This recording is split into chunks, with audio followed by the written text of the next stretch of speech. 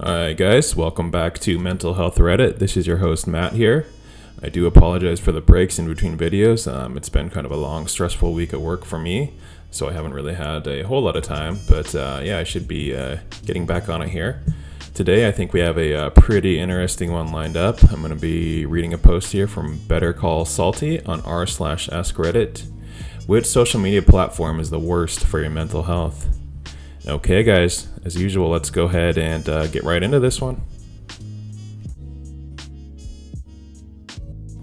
Instagram.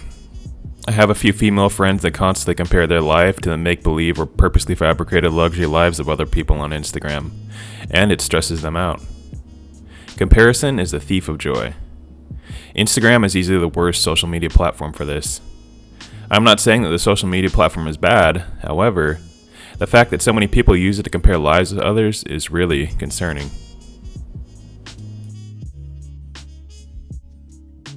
All are, but for me, Facebook seems to be the most unhealthy because you share more personal stuff there. People you know personally in there, unlike here. You can post personal stuff, but you can still choose to be anonymous if you'd like. Grindr is its own special kind of hell. Take a whole bunch of horny men with varying degrees of mental and emotional maturity and mix together with a healthy dose of superficial and a few drops of deceit. Severe cold. It is a tool, and at the end of the day, I'm not too fond of it.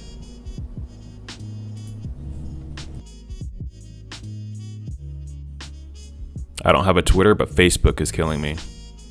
My husband and I have been trying for a year to get pregnant, and I've seen 3 announcements in the last week. Cried for hours of the night after seeing one.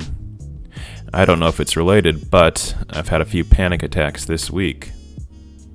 Probably should get off of it for a while, but I keep in contact with a few people on there.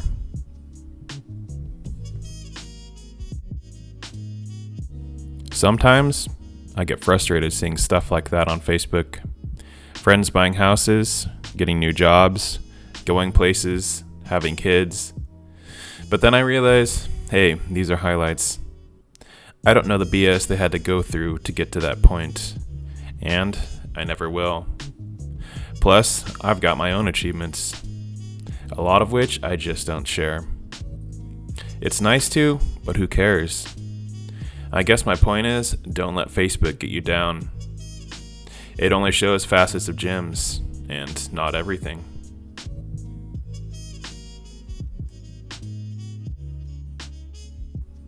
Instagram. Always shows the best of people's lives, making it easy to fall into a hole of feeling left out. Facebook used to do this, but so many people I know have really stopped posting to Facebook. The bad thing I hate about all social media in general is that it's very addictive, and that it creates echo chambers and squashes level-headed, rational conversation.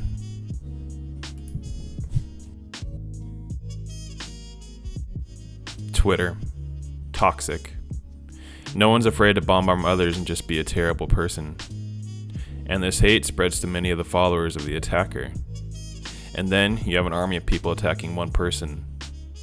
It's cancel culture, and it's quite toxic. Twitter. If used only as a platform for quick, urgent notifications, it would be ideal.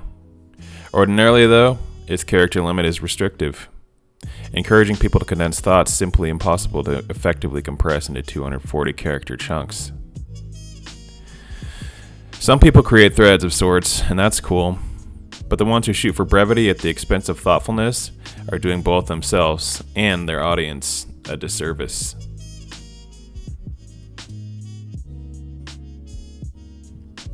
I will say Reddit has been the best. Mostly because I don't have family on here. Nor do I have friends or coworkers with different social, political, religious beliefs or different senses of humor than me. Nor do I have to worry about losing my job because of something I said online. It's the only place, in real life or online, where I can be me. That being said, YouTube comment sections, Instagram, and metalarchives.com are the ducking worst.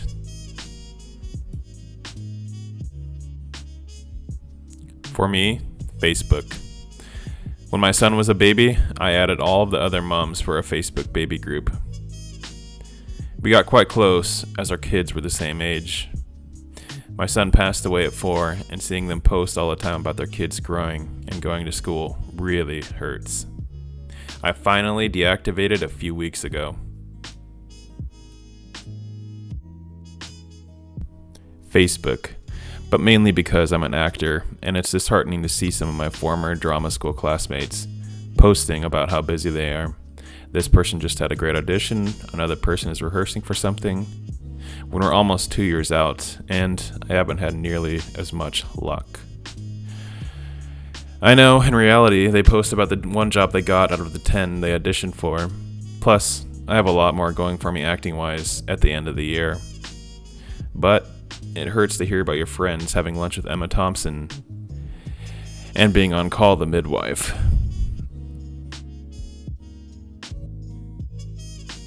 All of it, I managed to stay away from all social media until my junior year of college when I joined a fraternity that required Facebook. Now, I have the works. Snap, Insta, Facebook. I was happier just living life on my own, not worrying about what everybody else was doing. Now, I have FOMO, like everybody else, and I overanalyze how my friends are going to respond to anything I post. It sucks, I hate it, but now it's how I keep in touch with people. YouTube, if that counts as social media. The amount of useless information on YouTube is addicting, and it's 99% empty. The amount of time spent doing nothing while experiencing something on a seamless, commercial-free, provided that you have an ad blocker, platform is dangerous for anybody prone to falling into info binge traps. Not only that, but genuine creators are pushed down by YouTube's algorithm to feed them more useless top 10 and news snippet content.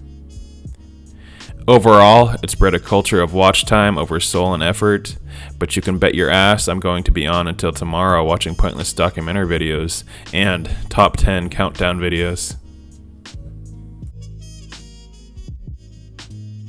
Facebook, Twitter, and Instagram are all awful for it. Any situation where it's let's see how much reach you have and stats which allow you to start measuring your self-worth based on it. Also, any situation where it's let's connect to people and allows you to see curated images of their lives which allow you to measure how your life is versus their curated image. They are all poop shows. I don't use any form of social media, except for a Facebook account I've locked down so much that it's just an address book. Social media is a breeding ground for narcissists. You don't need it. Did a year-long trip on my moped through some incredible places, and I didn't post a dang thing. I live life for me, not for anybody else. I don't need approval, and I find it unhealthy to compare myself to others.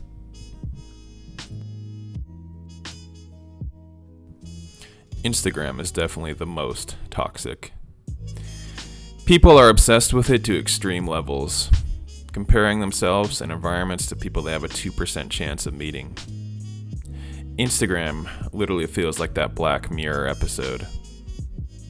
The perception and false judgment I feel off that app is crazy. All of them, to be honest. Instagram, Facebook, etc. Ditch them all and install Bumble to have a distraction, and that is even a nightmare too, so it's gone. Just reach out to your friends and make plans with them. Twitter and Instagram. It's so bad that I need to take breaks constantly. Instagram diminishes my body confidence, while Twitter is just so stressful. Alright guys, this brings us to the end of the video today. If you made it all the way to the end of the video, thank you so much for stopping by and watching. This video has been on which social media platforms are the most toxic. I thought this was kind of an interesting topic here, and I definitely wanted to cover it today. Let me know your thoughts down in the comment section below on which social media platform you think is the most toxic. And again, be sure to like, comment, and subscribe, and share my videos. This is going to help me get off the ground here in these early days. It looks like I'm starting to build up some momentum, so let's keep that going. Anyways, thank you guys so much for watching, and until next time, peace.